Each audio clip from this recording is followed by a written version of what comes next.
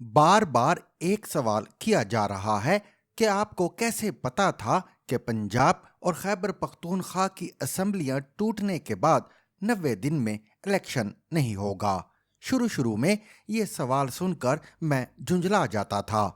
मुझे याद है कि पहली दफ़ा वसीम बादामी साहब ने जनवरी 2023 में अपने टीवी शो में मुझसे पूछा कि इलेक्शन को 90 दिन से आगे कैसे ले जाया जाएगा। मैंने उन्हें तफसील के साथ बताया कि इलेक्शन कमीशन कहेगा हमारे पास फंड्स नहीं हैं, हुकूमत फंड्स नहीं देगी और एक बहुत बड़ा आईनी बहरान पैदा होगा। मेरे जवाब ने सोशल मीडिया पर एक तूफान बर्पा कर दिया और कहा गया कि ये खबर नहीं बल्कि एक ख्वाहिश है जो कभी पूरी नहीं होगी। फिर शाहजेब खानजादा ने अपने शो में दोबारा पूछा कि इंतखाबात 90 दिन में होंगे या नहीं।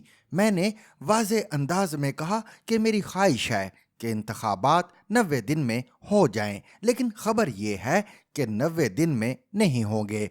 आजकल हालात ऐसे हैं कि मुझ जैसे साफ़ी किसी सवाल का दुरुस्त जवाब दें तो सुनने वाले अपनी अपनी पसंद के मुताबिक फैसले करते हैं कि जवाब दुरुस्त था या नहीं, और जिनको जवाब पसंद नहीं आता वो आपके बारे में साजिशी मफरूज़ों और इल्ज़ामात की भरमार कर देते हैं। मैं इस किस्म के इल्ज़ामात के बावजूद अपने मौक़िफ़ पर कायम रहा।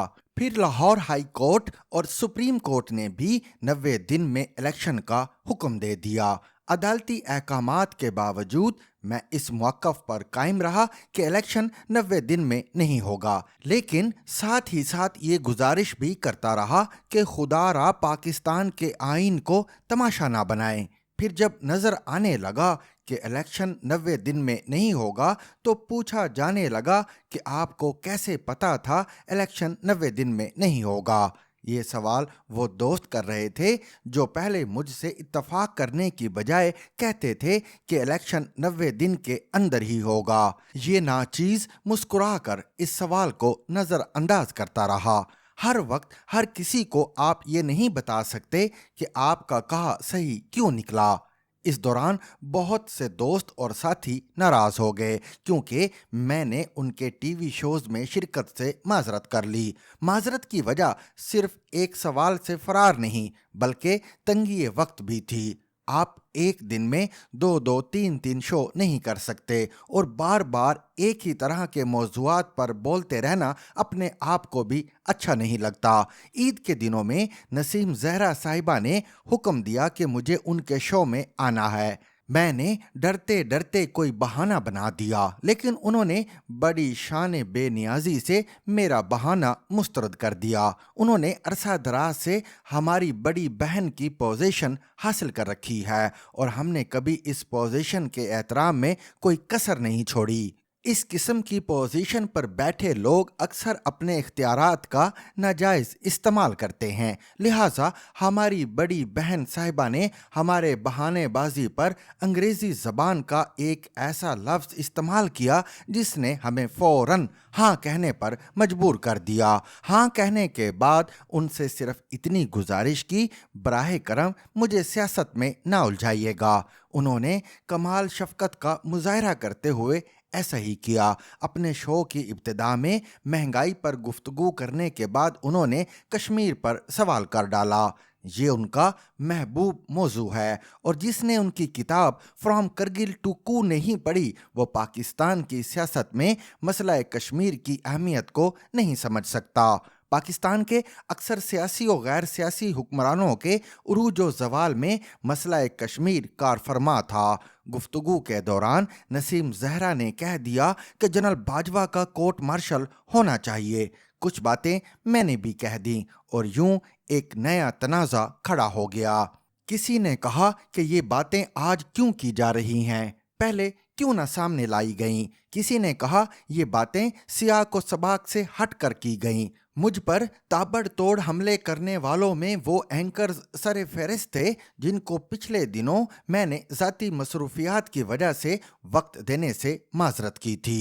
दिलचस्प बात यह है कि जनरल बाजवा पर तनकीद से ज़्यादा तकलीफ कुछ भारतीय सहाफ़ियों को हुई, क्योंकि इन भारतीय सहाफ़ियों का ख्याल है कि बाजवा ने पाकिस्तान और भारत को करीब लाने में अहम किरदार अदा किया। इनमें से ऐसे भी हैं जो पाकिस्तान आकर ऑफ द रिकॉर्ड ब्रीफिंग से मुस्तफ़ीद होते और वापस जाकर कहते थे कि भारत को पाकिस्तान के साथ क्रिकेट नहीं खेलनी चाहिए। मेरे पास ऐसे भारतीय सहाफ़ियों के पैगामात आए जिनका ख्याल है कि नसीम ज़हरा ने मुझे अपने किसी साजिशी एजेंडे के लिए इस्तेमाल कर लिया।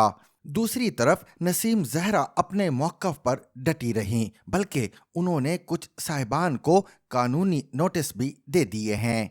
ये तफसील बताने का मकसद सिर्फ ये है कि नसीम ज़हरा ने मुझसे कश्मीर का सवाल इसलिए पूछा क्योंकि मैंने दरख्वास्त की थी कि मुझे पाकिस्तानी सियासत में ना उलझाया जाए।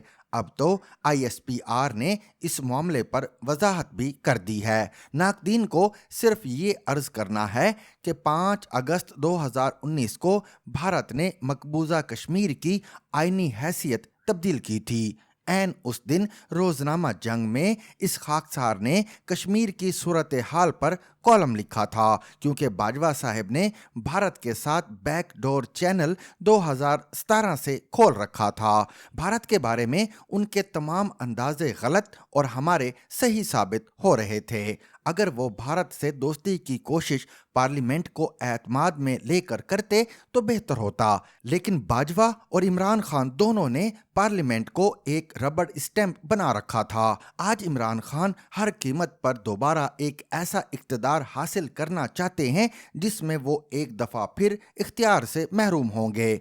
पिछले दिनों हमदम देरीना आमिर मतीन ने अपने टीवी शो में इलेक्शन के इल्तवा की वजह पूछी तो मैंने उन्हें तफसीली जवाब दिया।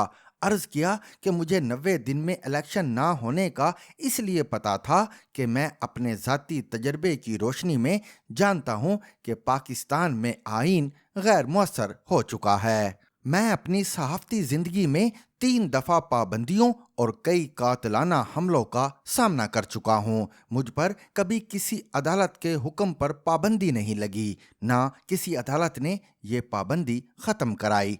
एक कातलाना हमले की inquiry chief justice of Pakistan ने की, लेकिन वो मेरे नामजद करदा मुलजिम को इंक्वायरी कमीशन के सामने बुलाने में नाकाम रहे।